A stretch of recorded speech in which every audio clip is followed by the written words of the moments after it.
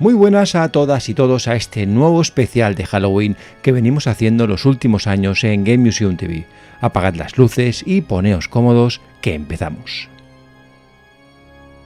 Junto a Frankenstein y el Hombre Lobo, los cuales ya tuvieron su paso en anteriores especiales de Halloween, el Conde Drácula es uno de los pilares del horror gótico.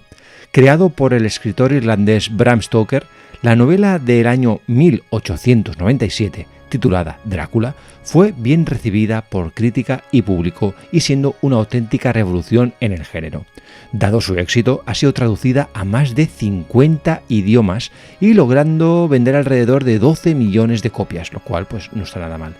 El impacto cultural de la novela fue tan grande que la imagen actual que tenemos de los vampiros se la debemos sin duda a Drácula, siendo el vampiro arquetipo por excelencia. Lógicamente, cuando algo así impacta tanto en la cultura general, traspasa fronteras. Rápidamente se hicieron obras de teatro e incluso en algo tan novedoso por entonces como era el cine, el cual se atrevió a trasladar al personaje a la gran pantalla. Una de las primeras películas de terror de la historia fue Nosferatu, que era una versión no oficial de Drácula y que curiosamente acabó sufriendo incluso una demanda por derechos de autor.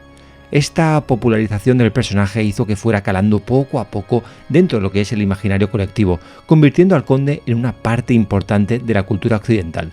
Cada nueva obra iba esculpiendo la figura de Drácula a la vez que la gente iba conociendo cada vez más al conde. Y es que el personaje no solo se quedó en la novela, teatros y cines. Con el paso del tiempo llegó a los cómics, series de televisión, juegos de mesa e incluso videojuegos. Según algunos expertos en el tema, se calcula que la figura del conde ha aparecido en más de 1000 adaptaciones, sumando obviamente todos los formatos. Es por ello que podemos encontrar desde adaptaciones de Drácula terroríficas a otras puramente cómicas. A día de hoy se considera que es un personaje tan importante en la cultura popular como puede ser por ejemplo Superman o Mickey Mouse, siendo rápidamente reconocible incluso por los niños. Es por este motivo que le queremos dedicar este pequeño homenaje al personaje, repasando su trayectoria dentro del mundo de los videojuegos que, como veréis ahora, hay para todos los gustos.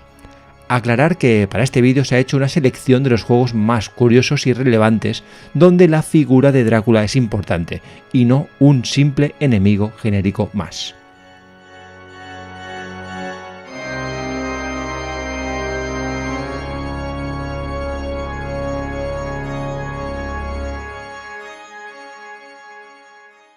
Cuando la industria del videojuego estaba apenas despegando, nos encontramos con el primer videojuego basado en Drácula. Recordemos que estamos siempre ciñéndonos al ámbito comercial. The Count, del año 1979, fue una aventura de texto para el ordenador TRS-80, creada nada más y nada menos que por Scott Adams.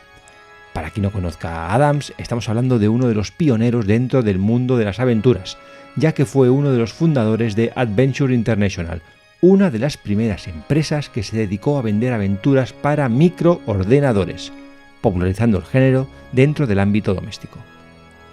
Gracias a Scott Adams, las aventuras de texto pasaron de ser una cosa exclusiva de las universidades y a estar al alcance de todos los hogares. Y The Count fue la quinta aventura creada por Scott, y es que cuando uno está aprendiendo, qué mejor que acudir a los clásicos como forma de inspiración. Como la mayoría de las aventuras de la época, el argumento es sencillo. Hemos sido secuestrados por el conde Drácula, el cual nos utilizará como fuente de alimento. Mientras recorremos el castillo del conde, tendremos que encontrar la manera de acabar con él y escapar. Aunque es una de las primeras aventuras, Adams jugó con elementos bastante interesantes. Por ejemplo, el juego dispone de un ciclo de día y noche, haciendo que Drácula solo nos pueda atacar cuando se ponga el sol.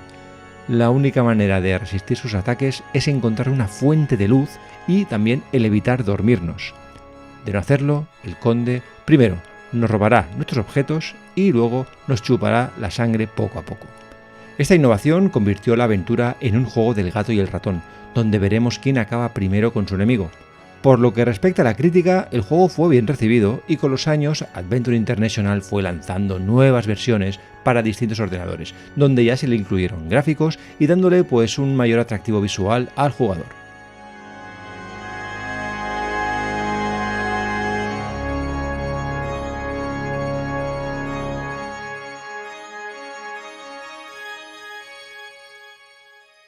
Durante los siguientes años, el Conde hizo aparición en varios videojuegos, pero en su mayoría eran más aventuras de texto o eran arcades donde el personaje era un enemigo más. Pero llegó el año 83 y la empresa Imagic tuvo una idea. ¿Y si en lugar de ser el villano fuera el protagonista? Siguiendo esta premisa, crearon Drácula para Intellivision, donde por primera vez éramos el Conde Drácula. Dato curioso es el hecho de ser uno de los primeros videojuegos donde hacíamos el papel de malvado. La temática del juego pues es bastante sencilla. Drácula tiene hambre, así que sale por la noche a morder cuellos. Como sería bastante aburrido hacer únicamente esto, tendremos que evitar también a la policía, que intentará acabar con nosotros ya que están enterados de lo que está pasando, y van armados, ojo, con estacas. La única manera de defendernos de la policía será o bien transformándonos en murciélago o bien convirtiendo en zombies a nuestras víctimas, las cuales por su parte atacarán a las fuerzas de la ley ayudándonos en todo momento. Por si fuera poco, tenemos un tiempo para alimentarnos, pues si sale el sol antes de que tengamos el estómago lleno, moriremos. Pese o gracias quizás a su sencillez, Drácula es un juego muy divertido, pues su esencia es puramente arcade. Es un pique con los amigos para ver quién dura más noches.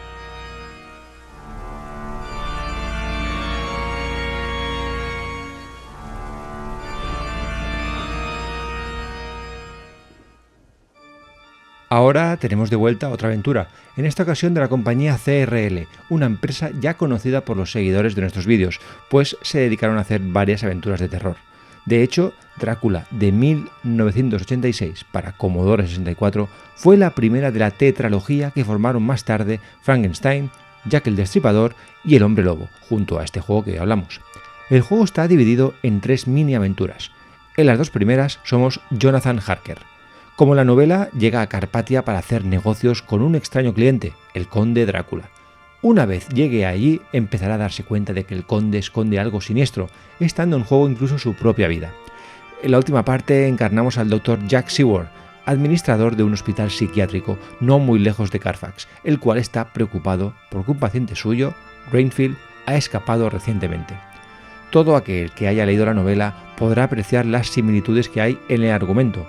Por supuesto, pues existen varios cambios para hacer que la aventura sea jugable, pero aún así sigue fielmente la historia original. Y es que este fue el primer juego que tomó como base la novela, intentando ser lo más fiel posible. Donde también fue pionero fue en la violencia mostrada. Hoy en día, evidentemente, los escasos pantallazos donde se ve sangre y muerte nos pueden incluso dar risa o parecer pueriles, pero para la época fueron todo un escándalo. Tanto que la British Board of Film Classification obligó a poner un anuncio donde se advertía que el juego no era recomendable para menores de 15 años. Curiosamente, CRL se mostró decepcionada, ya que ellos esperaban que el juego fuera clasificado para mayores de 18 años. Lejos de asustar al público, el morbo hizo que se vendieran copias y copias, y haciendo que CRL viera negocio y creando la tetralogía antes mencionada, desarrollando aventuras de terror con mucha sangre y vísceras. Con Jack the Ripper consiguieron finalmente la ansiada clasificación para mayores de 18 años.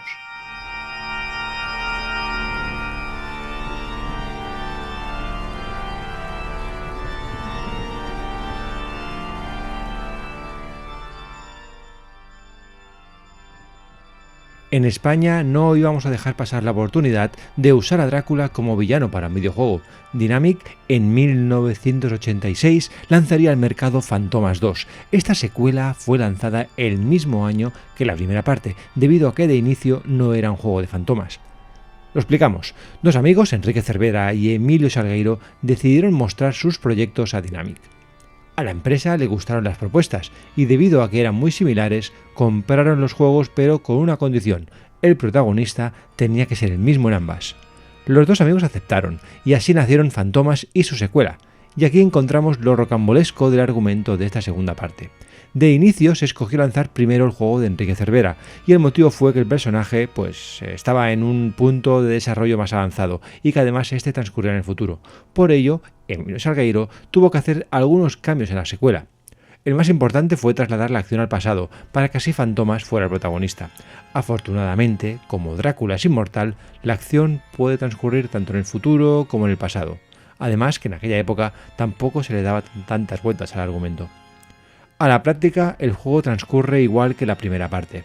Un plataformas con elementos de exploración en el que en esta ocasión tendremos que recorrer el castillo de Drácula en busca de varios objetos que nos permitan acabar con él. Este juego fue uno de los pocos que salió al mercado internacional, cambiando su nombre por Vampire, el cual fue distribuido por Codemasters. Curiosamente, en la portada inglesa se cambió al Fantomas de la primera parte que todos recordamos por un caballero medieval, y en el juego nuestro carismático ladrón pasó a ser un feo monigote.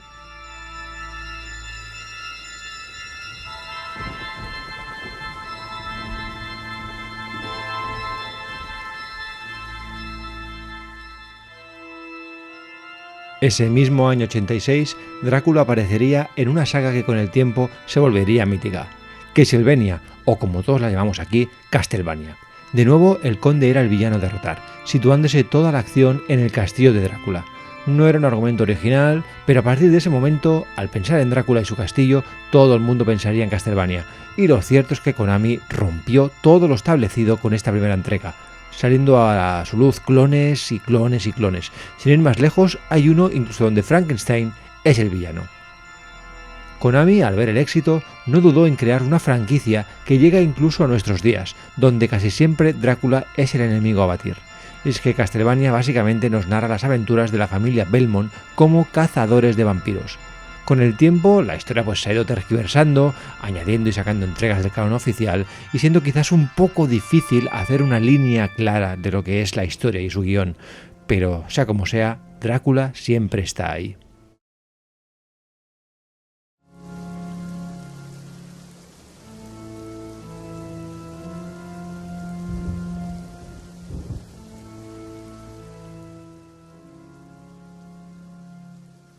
SDJ Enterprises, viendo que Drácula estaba de moda, decidió en 1988 sacar al mercado el videojuego Drácula in London.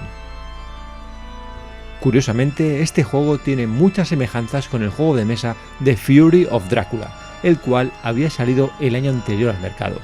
De manera oficial, nunca ha habido demanda por plagio, ni SDJ Enterprises ha dicho nunca nada sobre el parecido de ambas obras.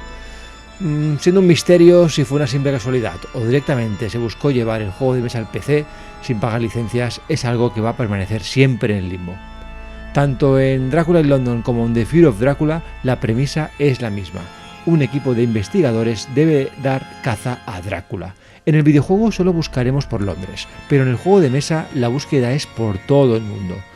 Otra similitud entre ambos juegos es que no sabemos dónde se esconde Drácula, teniendo que investigar y dar con su guarida y teniendo un límite de tiempo para ello.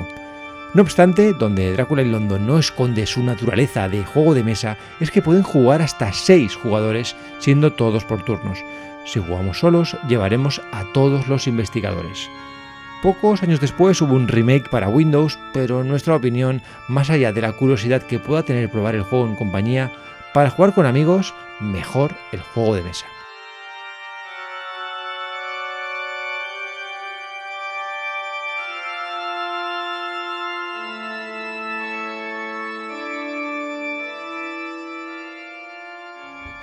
En 1990, Konami decidió sacar un spin-off de su saga Castlevania.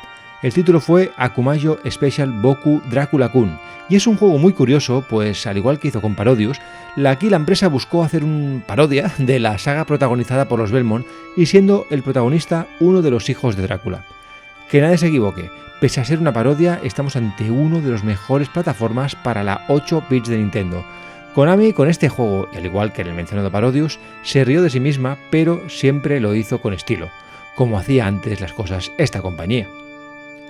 Desgraciadamente, como no salió de tierras niponas, únicamente salió para la Famicom, este juego fue bastante desconocido para el público occidental, el cual tuvo que conformarse con su secuela, que es al mismo tiempo remake, que sacaron para la Game Boy, y ese juego es Kid Drácula.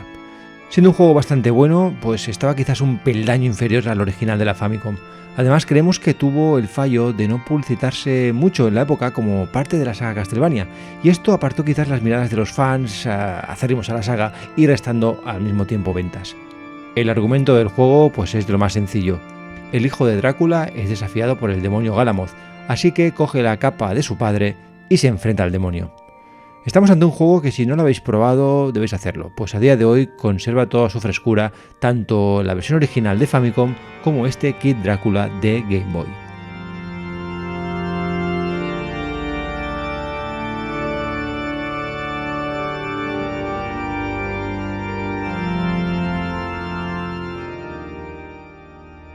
Por su parte, Toast Dept le dio otra vuelta de tuerca a la idea de jugar con Drácula con su videojuego Brides of Drácula, lanzado en 1992 para Amiga 500 y Atari ST. En este juego podíamos ser tanto el mismo Conde Drácula como otro personaje del cual aún no hemos hablado, el mismísimo Van Helsing. La gracia de este juego es que en compañía de un amigo, cada uno llevará a uno de los dos personajes, teniendo que enfrentarse el uno contra el otro. Como Drácula, debemos morder a 13 mujeres para convertirlas en nuestras novias, y como Van Helsing, recoger 13 objetos para matar al vampiro. Por desgracia, lo que parece una buena idea de jugar al gato y al ratón es un ejercicio tedioso, ya que básicamente solo recorremos los escenarios, y ya sea mordiendo mujeres o recogiendo objetos. La interacción entre ambos personajes es muy básica, siendo casi más fácil que nos mate la máquina a que sea nuestro adversario. Hubiese sido divertido pues poder trampas o algo por el estilo, al igual que hacíamos en Spy vs Spy, ya que te pones a copiar una mecánica, hazlo bien.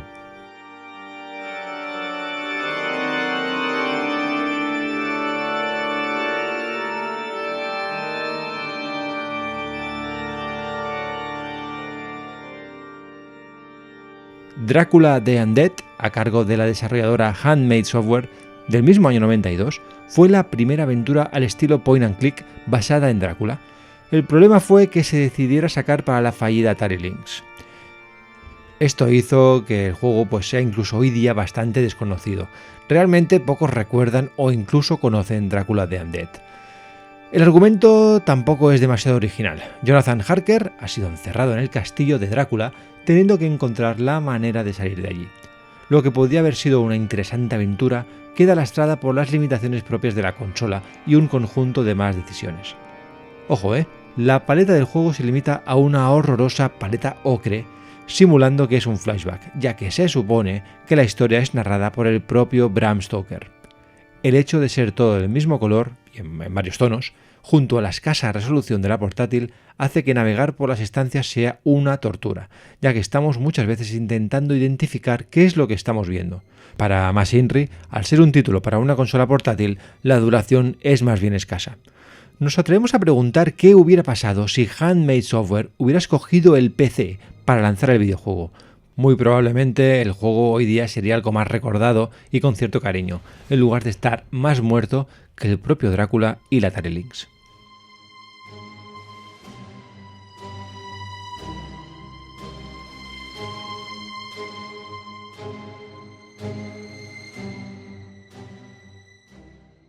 Drácula siempre ha sido relacionado con el erotismo y la sexualidad.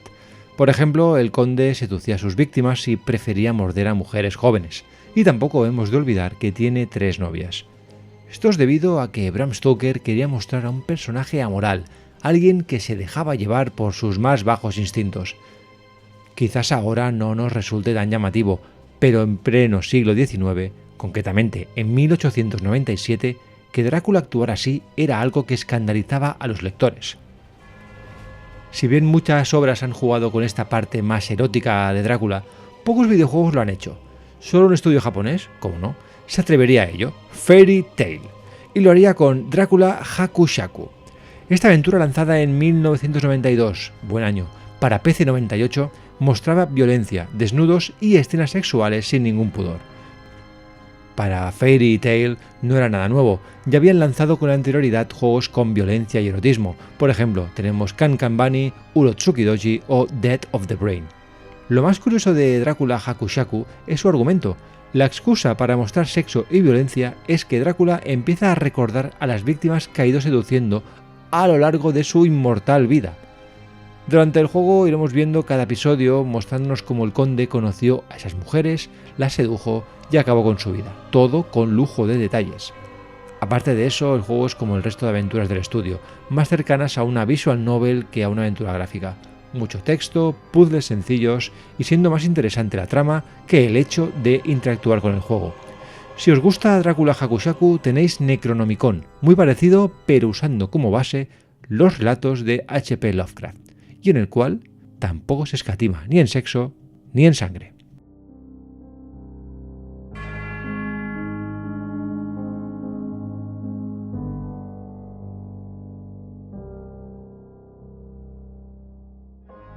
Si bien en los videojuegos el bueno de Drácula no paraba, en la cultura popular había perdido algo de fuelle. No es nada fácil estar en el candelero más de 100 años.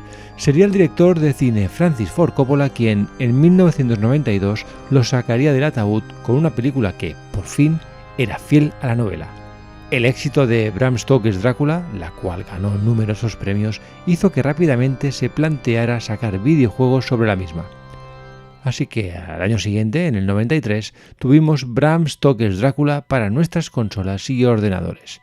Y para que nadie se queje, versiones todas diferentes. Si bien la película era fiel al material original, los juegos no lo fueron. Básicamente el argumento es el mismo en todos. Jonathan Harker debe acabar con Drácula. Pasemos a revisar cada versión. Para PC se optó por hacer un FPS. La primera vez que el bueno del conde se veía en este género, y la verdad que para lo que salió, mejor que no lo hubiera hecho. El juego desarrollado por la compañía TAG fue un título muy pobre. Pese a venderse como un FPS, la acción era mínima, pasando más rato explorando intrincados laberintos que disparando. Realmente tenía más de Dungeon Crawler que de FPS, pero ni tomándoselo así el juego mejora, pues al final tenemos algo que se queda como entre dos aguas, ni siendo una cosa ni otra. Por su parte, Psygnosis junto a Traveler's Tales lanzaron para Super Nintendo y Mega Drive un clon de Castlevania. El resultado fue bastante bueno, pero el problema es que era imposible superar a la obra maestra de Konami. Cualquiera que se pusiera los mandos sentía que estaba ante una versión descafeinada de Super Castlevania 4, por ejemplo, y por entonces, para jugar una copia, pues mejor el original. Además, el juego tiene algunas decisiones de diseño un tanto cuestionables, como por ejemplo que los enemigos finales sean gigantes, dando como resultado un Drácula de 3 metros de altura, de locos. Por otro lado, Prof Software hizo las correspondientes versiones para las portátiles y las consolas de 8 bits. De nuevo estamos ante un clon de Castlevania, que hizo que pasara lo mismo, la gente prefería los originales a la copia. Encima, en Master System y Game Gear ya teníamos Master of Darkness, que también era un clon, pero de muchísima más calidad. Y luego tenemos lo que hizo Psygnosis en Mega CD y Amiga 500. Y sinceramente, mejor que se quedaran en los clones de Castlevania. Aquí, no sabemos por qué, decidieron hacer una especie de beat'em up donde Harker acaba con el mal con sus propios puños. Esto hizo que el juego no fuera muy del agrado del público fiel a la película o a la novela. Era y es extraño ver cómo el bueno de Jonathan Harker acaba con Drácula a base de patadas en la boca. Esto unido a que pese a tener la jugabilidad de un beat'em up, era un juego lento y con pocos enemigos en pantalla, máximo un par y siendo en ocasiones cosas como murciélagos o ratas. Esto acabó de rematar el juego. La única virtud que tenía es que su versión de Mega CD utilizaban gráficos pre-renderizados y escenas de la película. La versión para Mega 500, por su parte, era algo más dinámica, pero lógicamente no disponía de estas mejoras.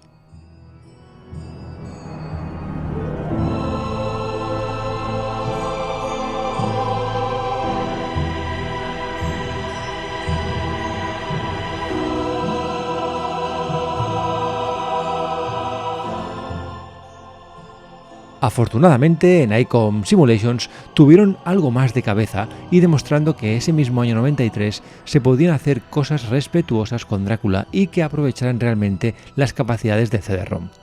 Con su juego Dracula Unleashed tuvieron una idea muy original. En lugar de contar la historia que ya conocíamos, se atrevieron a jugar con qué pasaría en una posible secuela. La acción transcurre en el año 1899, 10 años después de la destrucción del Conde Drácula. El protagonista es Alexander Morris, hermano menor de Quincy Morris, uno de los héroes de la novela original y, ojo spoiler, que murió derrotando a Drácula. Alexander, que no sabe lo que realmente ocurrió, llega a Londres para investigar la muerte de su hermano. Mientras indagan el asunto, descubriendo lo que pasó con Drácula, un malvado ser azota las calles de Londres. Alguien está drenando la sangre de mujeres inocentes y transformándolas en vampiresas. Tendremos que investigar quién está detrás de esta plaga que asola la ciudad. Lo que nos propuso ICOM Simulations para Mega CD, PC y Mac fue una película interactiva con algunos toques de aventura. Durante todo el juego iremos recorriendo la ciudad, lo cual nos desbloqueará nuevas escenas de vídeo que harán continuar la trama. La dificultad estará en saber dónde tenemos que ir y en qué momento, pues Dracula Unleashed juega con el tiempo. Tenemos que ir al lugar en el momento correcto. El investigar los escenarios nos dará pistas de dónde tenemos que ir, además de que si conseguimos ciertos objetos, estos harán que la trama pueda cambiar, como por ejemplo haciendo que nos podamos defender si tenemos un arma encima o que muramos en caso de no tenerla. Dracula Unleashed fue bien recibido dentro de su género, considerándose una de las mejores. Y no es para menos, La trama es interesante y las actuaciones son buenas, contando con un presupuesto de más de $2 millones. La única pega que se le puede achacar es que es una película interactiva. Vamos a ver más que jugar. En 2002 se lanzó una remasterización que nos permitía jugarlo en reproductores de DVD. Para la ocasión se pusieron vídeos de mejor calidad y solucionó algún que otro fallo.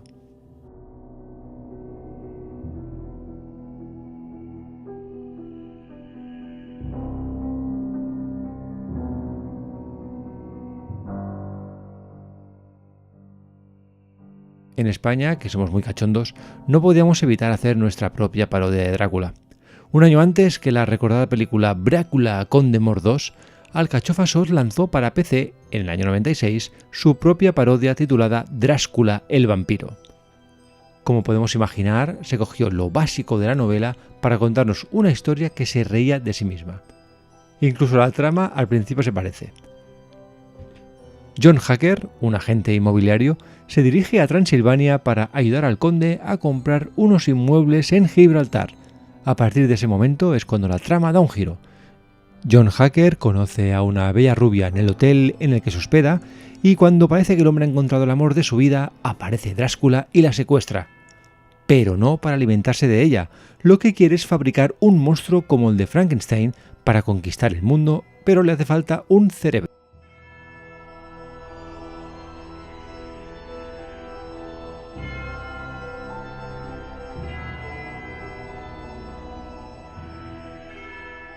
Parece que Drácula estaba a gusto en las aventuras gráficas y volvió a aparecer en el videojuego Drácula The Resurrection en el año 1999, tanto para PC como para la PlayStation. Al igual que Drácula Unleashed, este juego era una secuela de la novela. 7 años después de matar a Drácula, el matrimonio Harker vive una vida tranquila y apacible, intentando olvidar el trauma. Un día, Mina, la mujer de Harker, desaparece, dejando como única explicación una carta. En ella nos explica que ha decidido volver a Transilvania, pues algo la está llamando y necesita saber qué es. Jonathan, temiendo que Drácula haya resucitado, va tras ella. Tras este argumento tenemos una aventura gráfica al uso, pero con la particularidad que vemos todo en primera persona, como por ejemplo en Myst. Realmente, como aventura, no es de lo mejor del género, pero salió en el momento justo. Para ese año 99 el género empezaba su declive, hablando a nivel comercial. No salían tantas aventuras al mercado, pero había parte del público que aún quería nuevos títulos. Al contrario que Drácula, este Drácula The Resurrection no tuvo que competir contra demasiados rivales y para muchos aficionados supuso como un pequeño oasis en el desierto. Esto hizo que pese a que la crítica lo consideró mediocre, el público se lanzase a por él, cosechando de ese modo unas buenas ventas y haciendo que rápidamente se planteara una secuela. Se calcula que ambos juegos vendieron más de 1,5 millones de copias, siendo uno de los juegos europeos con más éxito de su época. También el hecho de que se lanzara para la consola de Sony ayudó a que el juego se hiciera más popular. El éxito de estas dos primeras entregas convirtió a Drácula The Resurrection en una franquicia con un total de 5 entregas. Si bien las 3 primeras entregas fueron bastante bien recibidas, las 2 últimas ya no tanto, siendo juegos que intentaron estirar todo lo posible la franquicia.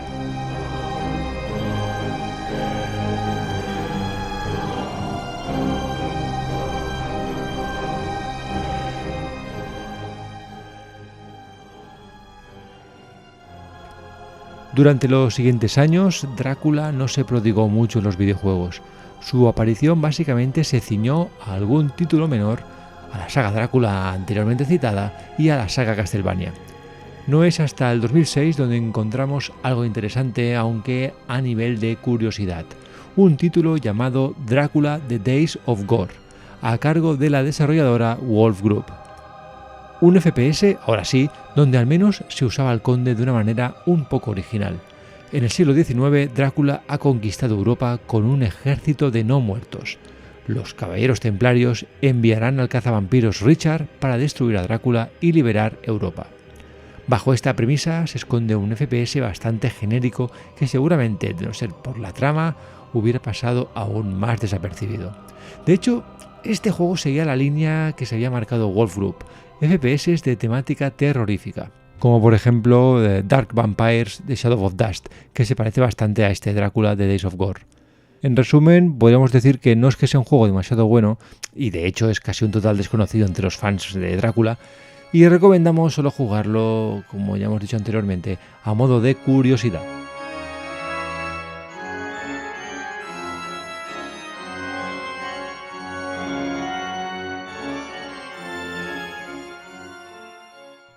Afortunadamente, todavía teníamos juegos de calidad basados en Drácula y con contenido original. En Drácula Origin, como su propio nombre indica, reviviremos el origen del vampiro. El jugador asume el papel de Van Helsing, el famoso cazador de vampiros, y deberemos investigar sobre el pasado del conde para así poder acabar con el mal. Drácula Origin, lanzado por Frogwares Game Development Studio en 2008, es una excelente aventura gráfica que demostró que todavía había buen material en el género, aunque ya no tuviese la popularidad de sus mejores días. Desgraciadamente nos atrevemos a afirmar que este fue el último juego bueno con Drácula como protagonista, si obviamos los títulos de Mercury Steam en la saga Castlevania. Como pasó con el resto de sus congéneres, la imagen de Drácula dentro del videojuego se fue devaluando y desvaneciendo poco a poco, dando como resultado durante esos años juegos poco memorables o incluso ni recomendables.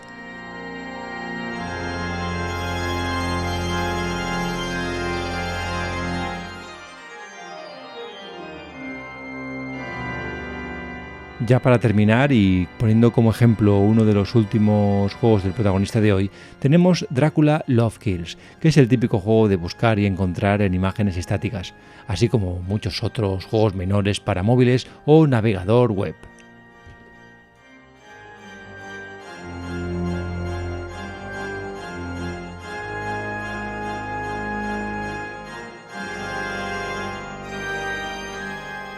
Y hasta aquí este especial Halloween de Game Museum TV dedicado a Drácula en el mundo de los videojuegos. Os recordamos que podéis pasaros por nuestra web www.gamemuseum.es, donde tenemos cientos de artículos de videojuegos, y también que todos los meses tenéis en iBooks, Apple Podcasts y Spotify nuestro GM Podcast. Sin más, recibid un saludo del Game Museum Team y nos vemos en la próxima.